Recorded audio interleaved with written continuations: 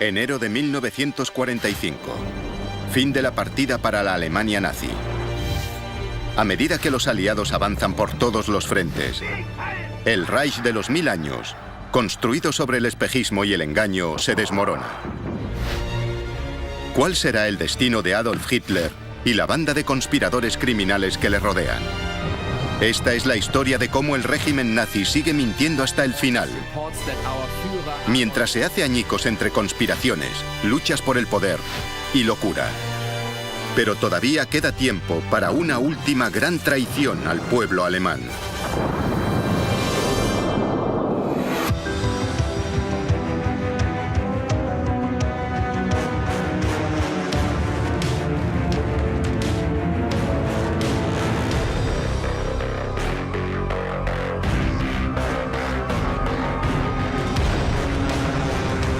El ascenso del partido nazi. La fase final. En el 12º aniversario de la llegada al poder del partido nazi, Adolf Hitler se prepara para dirigirse a su pueblo. En el exterior, la lucha se ha encarnizado. Los aliados han entrado en Alemania, el corazón del Tercer Reich.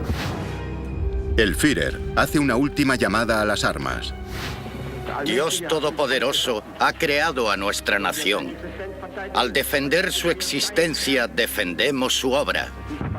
Y el hecho de que esta defensa esté plagada de desgracias, sufrimientos y penalidades, nos une más si cabe a esta nación. El tono de desafío es el mismo que siempre, pero la guerra está prácticamente perdida. Libra una guerra en 2, 3 frentes. Han agotado todos los recursos de los que disponían. Solo un fanático pensaría que aún tenían alguna opción. Esta será la última vez que el pueblo alemán escuche la voz de su Führer. Lo que la opinión pública no ve es que Hitler es una mera sombra del hombre que era. Con solo 55 años, padece trastornos estomacales, convulsiones y espasmos. Es un desecho gris y envejecido, un hombre que depende cada vez más de un siniestro matasanos, el doctor Theodor Morell. En el año 44-45, Hitler es un hombre muy enfermo. Camina encorvado. Ha envejecido prematuramente. Padece ictericia. Tiembla incontroladamente. En ocasiones, todo su cuerpo tiembla. En otras, solo el lado izquierdo, el brazo en particular. Sobrevive con un cóctel de drogas que le proporciona el doctor Morell. A pesar de su penoso estado y de la peliaguda situación militar, sigue aferrándose a la creencia de que puede ganar. A estas alturas vive un espejismo. Está fuera de la realidad, está loco. No hay ninguna posibilidad de que su ejército, sin el armamento y la maquinaria adecuada, y sin apenas tropas, prácticamente derrotado, pueda dar la vuelta a este desplome inevitable. Hitler deposita sus esperanzas en las nuevas armas milagrosas. Armas como el ME-262, el primer caza a reacción del mundo, capaz de volar a casi 1000 kilómetros por hora. Y el cohete V2, el primer misil balístico y el primer objeto artificial que llega al espacio. Han depositado mucha fe en estas armas milagrosas, como los cohetes V2, pero no cambiarán la partida. Son armas que provocarán daños, pero no obligarán a los aliados a abandonar la pelea. Los cazas a reacción se producen tarde, son pocas unidades y no tienen impacto contra las fuerzas aéreas aliadas, numéricamente muy superiores. Y a medida que las fuerzas alemanas se retiran, las plataformas lanzacohetes son capturadas, lo que impide que se conviertan en una amenaza.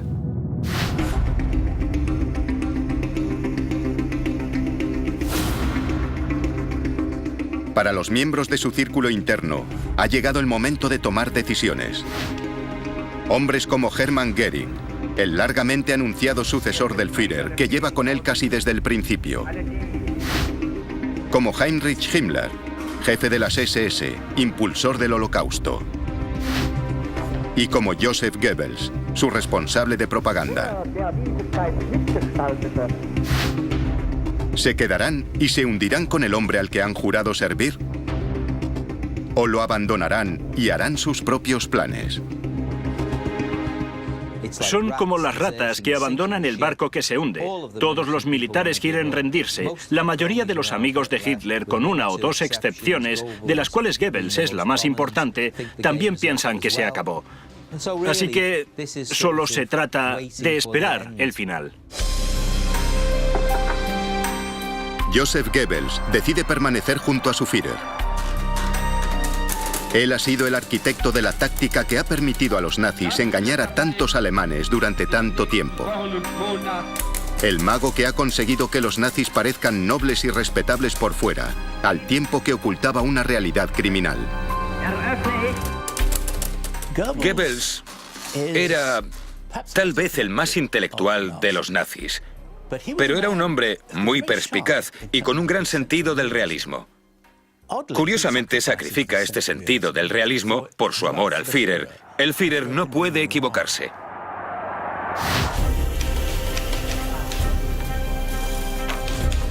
A pesar de lo desesperado de la situación, ciudades bombardeadas, falta de comida y temor al avance del Ejército Rojo, Goebbels dedica todas sus energías a un engaño final. Su campaña propagandística más lujosa hasta la fecha. La mejor forma de comprender la mentalidad de Goebbels en esta etapa es analizar el estreno de una película titulada Kolberg. Se trata de un drama de época sobre las guerras napoleónicas y la valiente defensa que presentó el ejército prusiano contra el napoleónico. Él quiere convertirla en el gran éxito de taquilla del año. Muestra a un pueblo que lucha casi sin esperanzas, pero en el último minuto su suerte cambia y derrotan a Napoleón.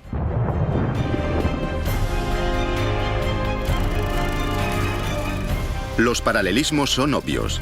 Es la resistencia alemana a toda costa. Goebbels está creando una realidad alternativa. Si no puede ganar la guerra, al menos ganará en la película. Incluso retira tropas del frente oriental para que actúen como extras. En aquel momento pensó que los soldados le resultarían igual de útiles, sino más, actuando en la película que luchando en el frente. Es pues un auténtico testimonio, con la financiación y la lujosa producción del film, de la utilización de recursos con valor propagandístico. La película se estrena finalmente el 30 de enero de 1945 en un cine provisional, bajo la amenaza constante de los ataques aéreos, y permanece en cartelera hasta la caída de Berlín en mayo de 1945. Casi nadie va a verla. Creo que eso resume muy bien el extraño mundo en el que Goebbels y Hitler vivían en esa fase en concreto. Son las únicas personas que creen que una película puede servir de algo con todo lo que está pasando, pero esa cinta ni siquiera llega a distribuirse por Alemania. Pero a su extraña manera, Goebbels sigue siendo fiel a sus principios. Su lealtad es inquebrantable. Pero otros, como Himmler y Göring, en el desplome de Alemania, ven posibilidades de sacar partido.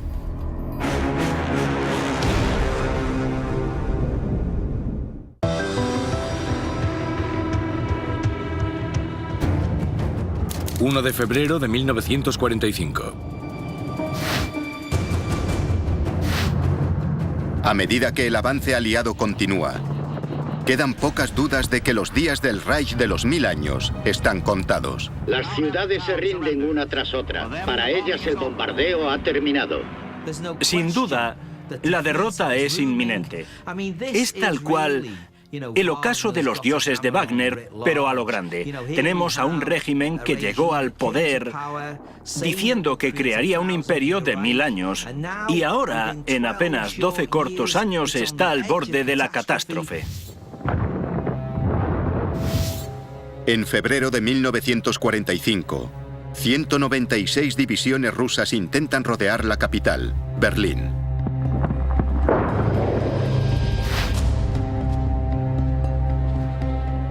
No es un sálvese quien pueda, pero mucha gente cree que obviamente el final será pronto y acabará mal. La Navidad del 45 no será una Navidad nazi.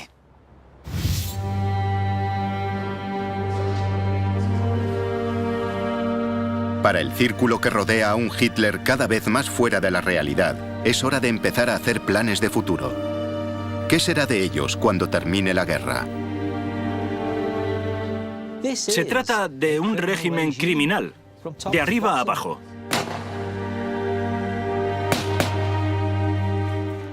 Todos, en cierta medida, están manchados por el régimen, infectados por él.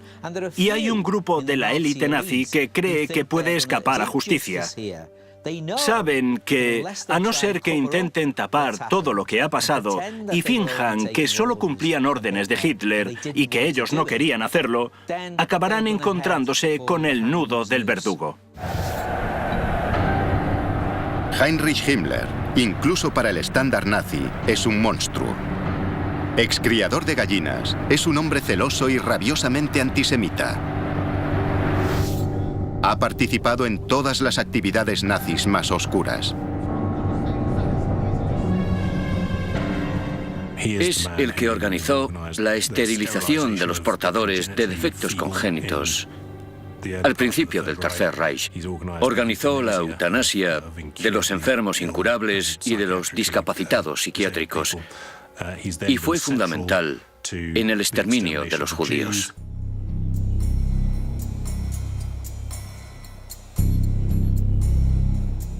En 1945, su peor crimen, el Holocausto, ya es de dominio público.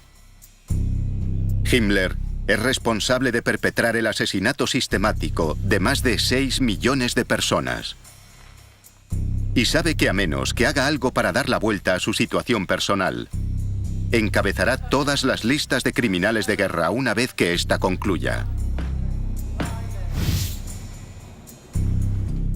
En cierta medida era peor que Hitler. Los horrores de los campos se hacen públicos y han sido responsabilidad directa de Himmler.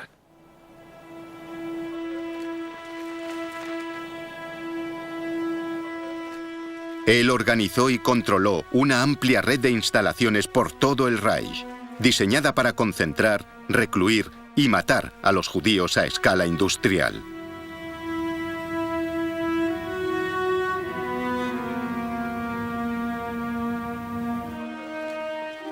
Todo el mundo tiene claro que se acerca el juicio final. Saben que los aliados los juzgarán por lo que ha ocurrido. Llevan tiempo diciéndolo. Habrá un juicio y los criminales tendrán que responder por sus actos. A partir de enero de 1945, Himmler intenta ocultar las pruebas. Las instalaciones usadas para el exterminio, las cámaras de gas de Auschwitz, por ejemplo, se vuelan por los aires para que no puedan ser reconocidas como lo que son. A medida que los rusos avanzan por los territorios ocupados, Himmler traslada a los pocos prisioneros que han sobrevivido a los campos de la muerte de Polonia a campos de concentración en Alemania. Pero esta vez, no se trata solo de ocultar sus huellas. Cree que ha tramado un plan muy astuto. El motivo de la evacuación no es solo ocultar sus huellas, sino mantener el control sobre los prisioneros judíos para que Himmler tenga una moneda de cambio. 3 de febrero de 1945. En secreto, planea usar a los judíos que quedan para negociar un trato y sobrevivir.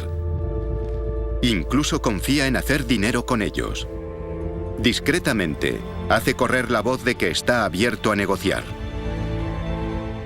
Hubo varios contactos con Himmler para determinar si estaba dispuesto a liberar a los judíos de los campos de concentración a cambio de dinero, material militar y demás. Seguramente el más conocido fue el del expresidente de la Confederación Helvética, Jean-Marie Mussy, que conocía a Himmler de antes por sus actividades anticomunistas. Himmler hace una oferta a Mussy.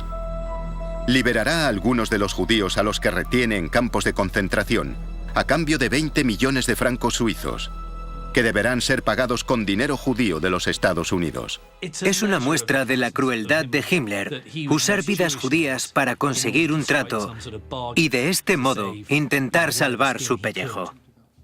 Hablamos de un hombre que lleva años matando judíos, a millones, y ahora negocia con un par de miles para conseguir lo que quiere. Es repugnante.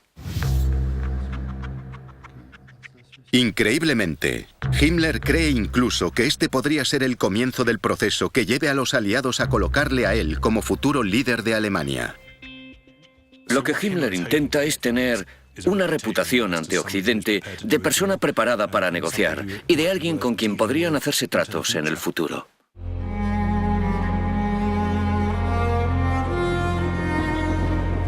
Sorprendentemente, el primer tren cargado con 1.700 judíos sí llega a Suiza.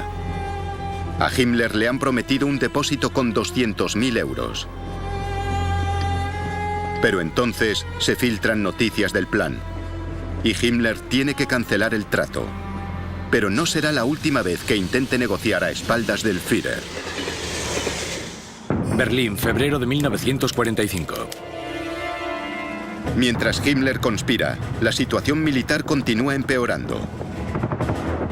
Es demasiado tarde para preparar cualquier contraataque serio o defensa adecuada.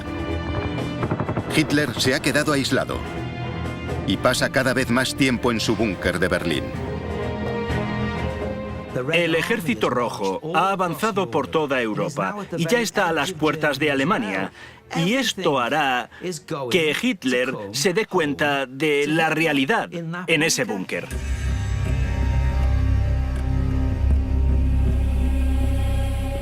Alguien dijo en una ocasión que Hitler tenía obsesión por los búnkeres.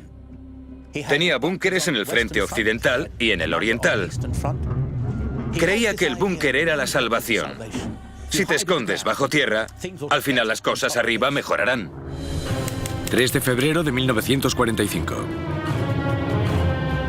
En la superficie, Berlín ya no es seguro. En su mayor incursión aérea de la guerra, 1.500 bombarderos estadounidenses arrojan 2.000 toneladas de bombas sobre la capital del Reich. La zona de la Cancillería sufre numerosos impactos que provocan daños materiales y cortes de agua, electricidad, calefacción y líneas telefónicas. Para Goebbels, esta es otra oportunidad. Exagera el número de fallecidos aquí y en otras incursiones aéreas, incluido el infame bombardeo aliado de Dresde, e intenta con ello crear un mayor sentido de unidad. Pero a estas alturas, a nadie le importa. La vida para los berlineses de a pie, en los últimos momentos de la guerra, se vuelve muy difícil. La simple tarea de sobrevivir, conseguir comida e higiene básica, se convierte en algo tan abrumador que seguir con vida es lo único que preocupa a la población en esos momentos. 19 de marzo de 1945.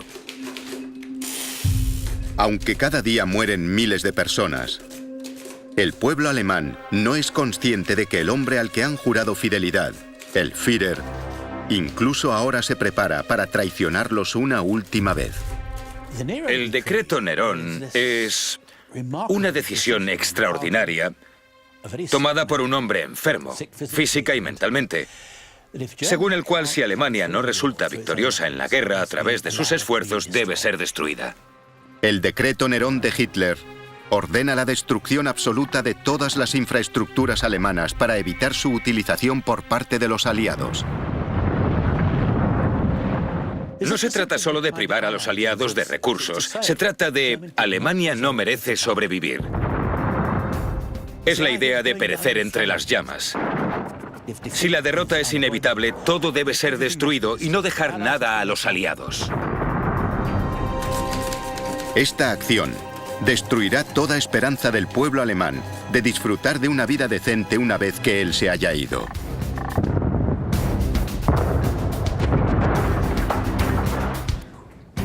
Hitler cree que el pueblo alemán le ha decepcionado y cree que se merece aplicando la teoría de la lucha social darwiniana, morir y ser sacrificado por las mejores fuerzas de la historia. A estas alturas, fuera del búnker, el Tercer Reich es poco más que unas bolsas aisladas en el norte de Europa, el norte de Italia y la propia Alemania. El resto está ocupado y fuera del alcance de Hitler. La situación en marzo y abril del 45 en muchos sentidos es completamente caótica. Ya no hay una imagen nacional coherente. A estas alturas, la población presta poca atención a lo que pasa en el búnker, a lo que piensa Hitler. El Ejército Rojo se acerca. En el 56 cumpleaños de Hitler, la artillería de largo alcance rusa empieza a bombardear el centro urbano de Berlín. Ahora, ya solo es cuestión de tiempo.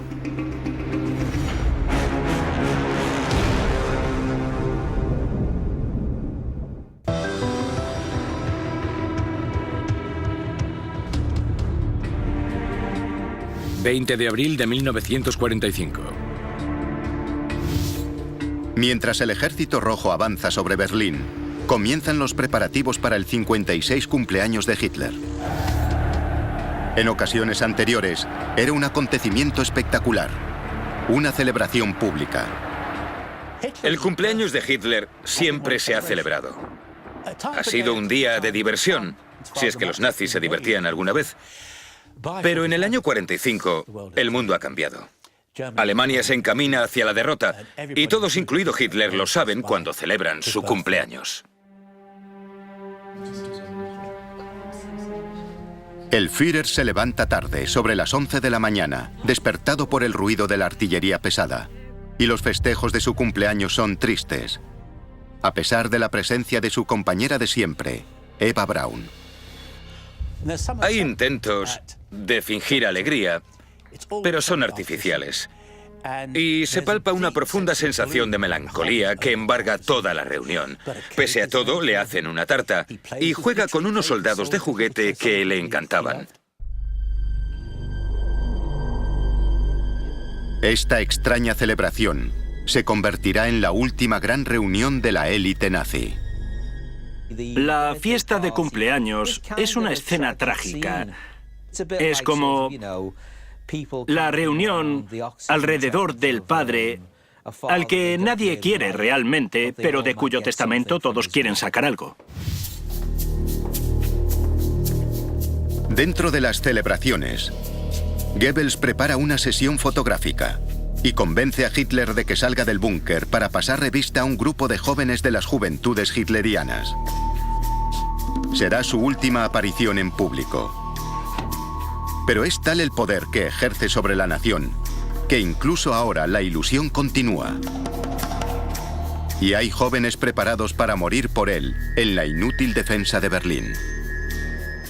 Están formados y él pasa revista a la fila con su figura encorvada y pellizca las mejillas de los críos, les da palmaditas y les dice: «Eres un gran héroe de Alemania». Es como un teatrillo malo. Él tenía que saber que era una causa perdida, pero conversa con ellos como si fuesen los héroes del futuro, como si hubiera esperanza para ellos.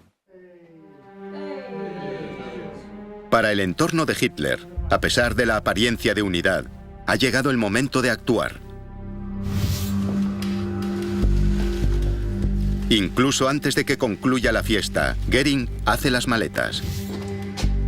Y tras unas palabras imprecisas y un apretón de manos, abandona la fiesta y se marcha a Berchtesgaden, en los Alpes bávaros, más seguro y más cerca de las líneas estadounidenses.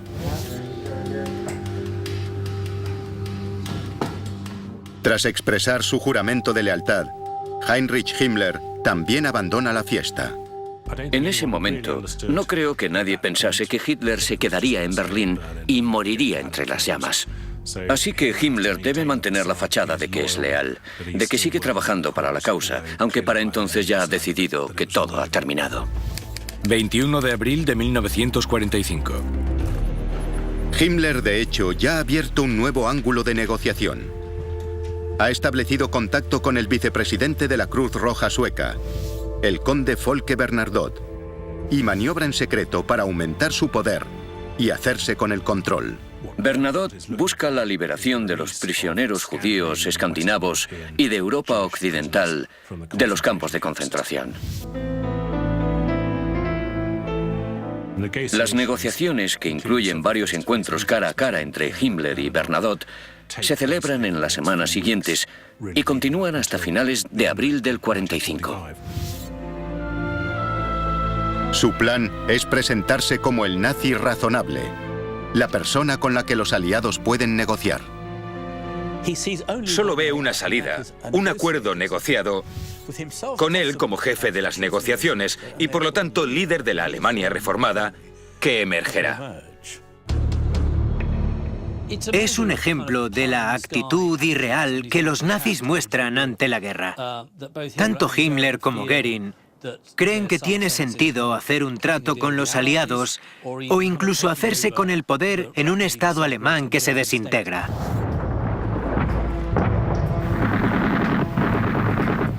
En cuanto a Hitler, sigue en su búnker, completamente ajeno a los planes que traman sus leales seguidores. Solo le acompañan Goebbels y Martin Bormann, su secretario privado, un veterano asesino nazi que ha ido ganándose discretamente el favor del Führer.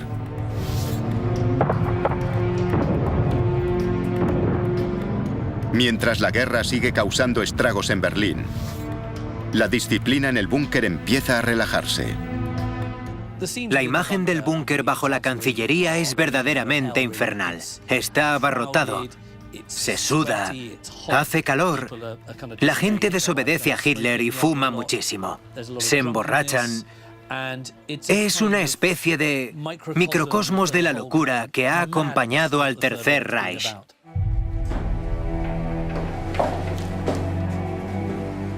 Hitler vive en una fantasía extraña y nombra, asciende y cambia generales a su antojo.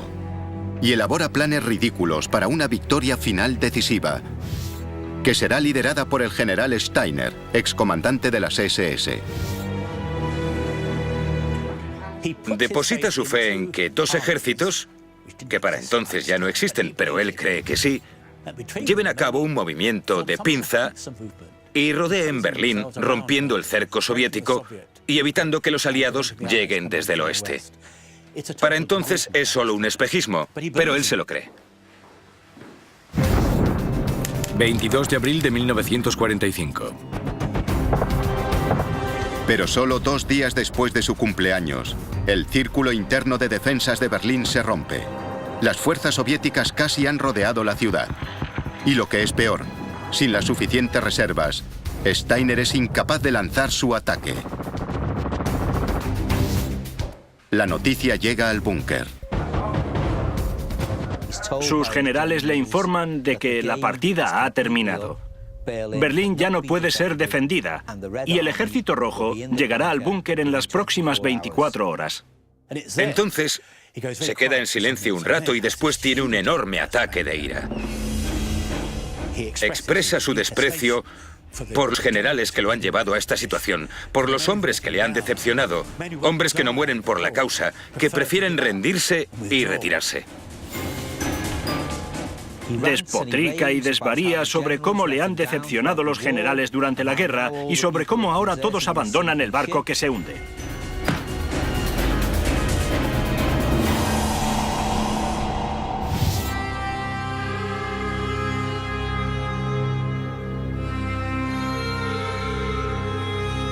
Y entonces dice algo crucial. Todo el mundo puede irse a su casa. No tiene más órdenes. Todos los presentes toman esto como una abdicación. Hitler ya no es el Führer. Pero nadie se lo comunica al pueblo alemán. En las calles, sobre el búnker, lo que queda de la población, niños y ancianos, han sido llamados a continuar una defensa cada vez más desesperada de Berlín. El Führer ha dado órdenes de no rendirse, de luchar literalmente hasta el último hombre. Y eso en muchos sentidos es lo que pasa en Berlín, donde hay combates calle por calle. Incluso hoy, si caminas por Berlín, ves orificios de bala en muchos edificios de esos últimos días de la guerra. 23 de abril de 1945. En Berchtesgaden, la noticia de la crisis nerviosa de Hitler llega a Göring. Él asume que ya no está capacitado ni tiene voluntad para seguir liderando el partido. El Hitler que él conoció en la primera parte del periodo de Múnich ya no existe. Ahora es un hombre vacío. Así pues, según la antigua ley de sucesión, esto significa que puede asumir el poder. Envía un telegrama a Hitler diciéndole: la partida se acabó. Tú estás atrapado en Berlín. Por el bien del Reich alemán, entrégame el mando del partido como sucesor tuyo para asumir el puesto de Führer, y yo haré lo que pueda para negociar el fin de esta guerra.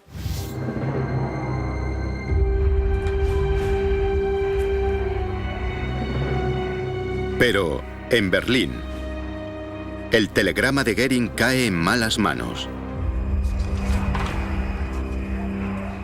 Es interceptado por Martin Bormann, quien al más puro estilo servil lo coge y se lo entrega a Hitler y le dice: mira, está conspirando contra ti. Aún no ha terminado la guerra. Hay una oportunidad de hacer algo y de darle la vuelta a la situación. Hitler no se lo puede creer.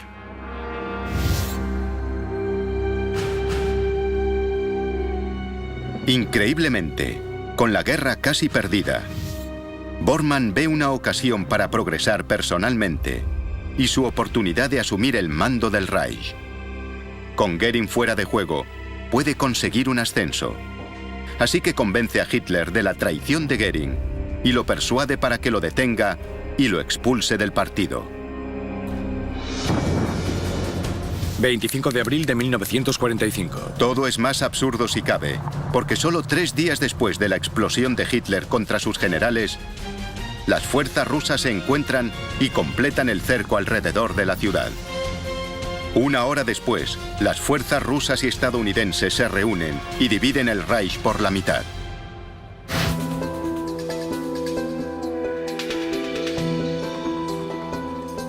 Himmler también recibe la noticia de la supuesta abdicación del Führer y a través de Bernadotte escribe una carta a los aliados occidentales. Himmler pone las cartas sobre la mesa con Bernadotte. Sabe que todo ha acabado. Se presenta como líder provisional de Alemania y confía en conseguir la paz con británicos y estadounidenses y una alianza contra los soviéticos. Himmler se veía con posibilidades, como hombre al mando de las SS y la policía, de mantener la estabilidad en Alemania. Podría evitar el derrumbamiento. Él se veía como un hombre importante. Esa era la clave. Y con influencia en Alemania. 27 de abril de 1945. Pero en Estocolmo, la carta es filtrada a la prensa internacional. Las negociaciones se rompen de inmediato. La consecuencia para Himmler de esta oferta de paz es que será relevado de inmediato de todos sus cargos en el gobierno alemán. Hitler es informado de la magnitud de la traición de Himmler. Yo creo que fue un golpe personal muy grande para Hitler. Él creía que de todos los miembros de la jerarquía nazi, Himmler era el menos propenso a traicionarlo.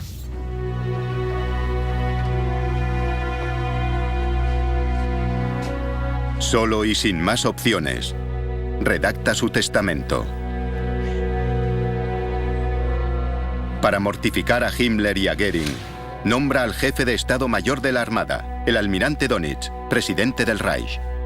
Goebbels y Bormann son recompensados por su lealtad. Goebbels se convierte en canciller, presidente del gobierno. Y Bormann es nombrado líder del partido nazi. Aunque, por supuesto, no hay ningún Reich que gobernar, ni partido nazi que liderar.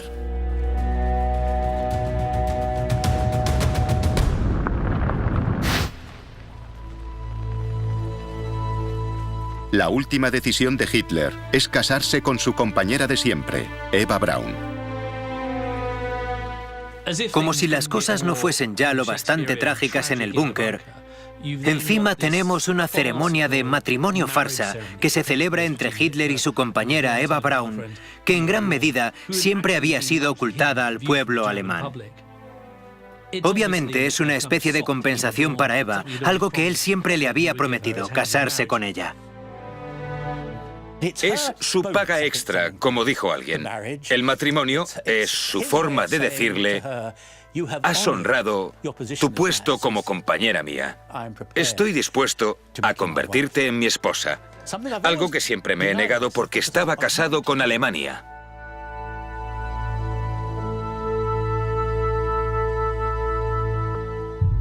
La besa frente a sus acólitos, algo que nunca había hecho. Al día siguiente, celebra su último almuerzo con sus secretarios. También les da las gracias. Se va y hay un pequeño intercambio de lágrimas. 30 de abril de 1945. Poco después de las 3 de la tarde, Hitler y su nueva esposa, Eva, se retiran a sus estancias en el búnker. Él le entrega una cápsula de cianuro. La decisión ha sido tomada. Acabarán con sus vidas juntos. Ella toma el veneno. Y él se dispara con su Walther PPK.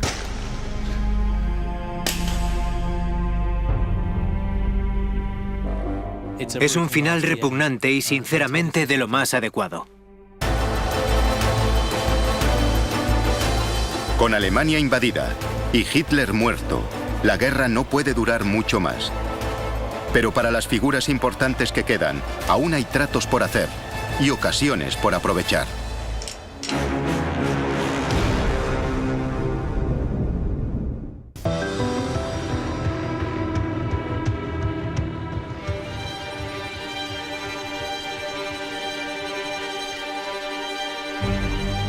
Adolf Hitler se ha suicidado.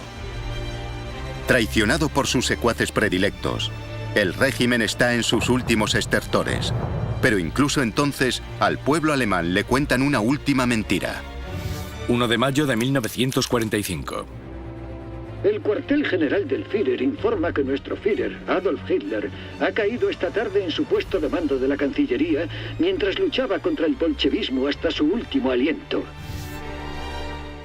La última mentira nazi es que Hitler ha caído luchando en las calles de Berlín.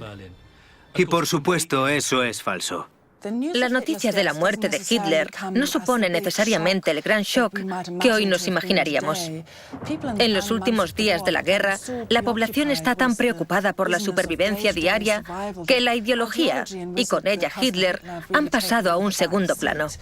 Es famosa la historia de unos refugiados del este que llegan a Lübeck y Hamburgo y que son recibidos por los voluntarios de la Cruz Roja con la frase: «Hitler ha muerto, ¿os apetece una sopa caliente?», y donde la segunda mitad de la frase era mucho más importante que la primera. Mientras tanto, el gobierno nazi se convierte en una farsa. Aparte del líder nombrado por Hitler, el almirante Dönitz, Himmler, Göring y Goebbels intentan negociar acuerdos de paz por separado. En Berlín, Goebbels es oficialmente el canciller de Alemania. En un último suspiro, intenta negociar, aunque fracasa, un acuerdo con el mariscal Zhukov, el líder de las fuerzas rusas. La última propuesta de Goebbels a Zhukov es un auténtico intento a la desesperada. Yo diría que sin ninguna esperanza de obtener resultado alguno. Los rusos rechazan su ofrecimiento. Para Goebbels, se acabó definitivamente. Yo creo que Goebbels, durante toda su carrera, había sido leal a Hitler, que lo consideraba una especie de semidios. Había sido su publicista, sus relaciones públicas, su propagandista. De modo que observaba una Alemania sin Hitler y sin el partido nazi con absoluto horror. No quería vivir en esta sociedad. Goebbels y su esposa Magda cometen entonces un crimen terrible. Envenenan a sus propios hijos. Es el consentimiento a destrozar su propia familia porque el nacionalsocialismo ha fracasado. Eso demuestra la inhumanidad y lo absurdo del nazismo. En su lecho de muerte se llevó a 6 niños inocentes. Incluso las vidas de los inocentes deben ser sacrificadas. No hay humanidad a la que recurrir cuando el nazismo ha fracasado. Una vez muertos sus hijos, se suicidan.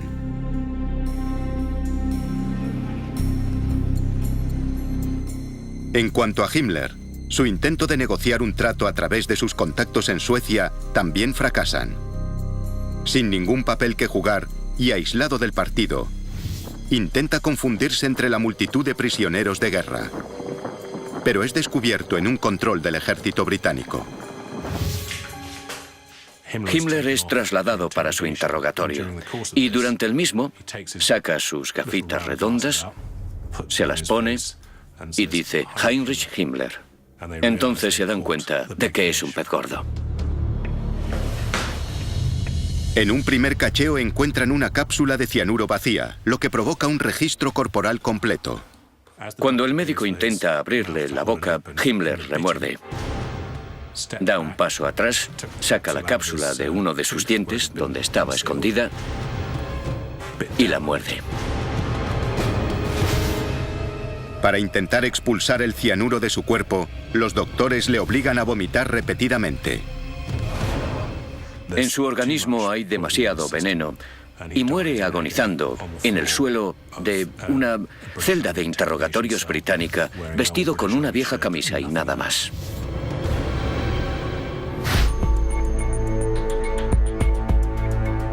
En Baviera, con sus principales rivales eliminados, Göring, el gran superviviente y aspirante, pasa a la acción. Todos han caído, todo se desmorona, pero si me dejan reunirme con esa gente, sobreviviré a esto. Y creo que eso explica muy bien su personalidad. Él se sentía un superviviente, creía que su gran personalidad le haría seguir. Tras enviar una carta al comandante supremo aliado, el general Dwight D. Eisenhower, se rinde a los estadounidenses entre una gran expectación mediática. Göring espera ser tratado con toda la cortesía de un jefe de Estado.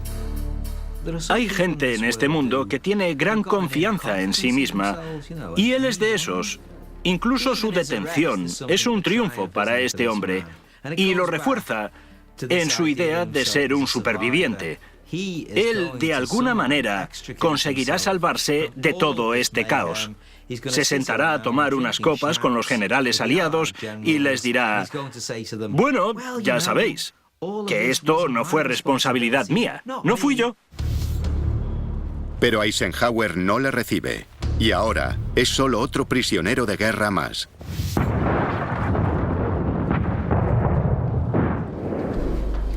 ...2 de mayo de 1945. En Berlín solo queda un hombre: Martin Bormann, la cabeza oficial del partido nazi.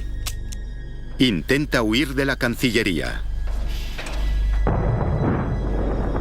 pero acaba inmerso en un tiroteo y muere.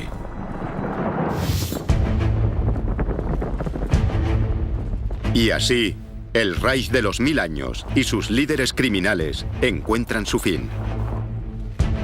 El 7 de mayo de 1945, Alemania se rinde por fin incondicionalmente.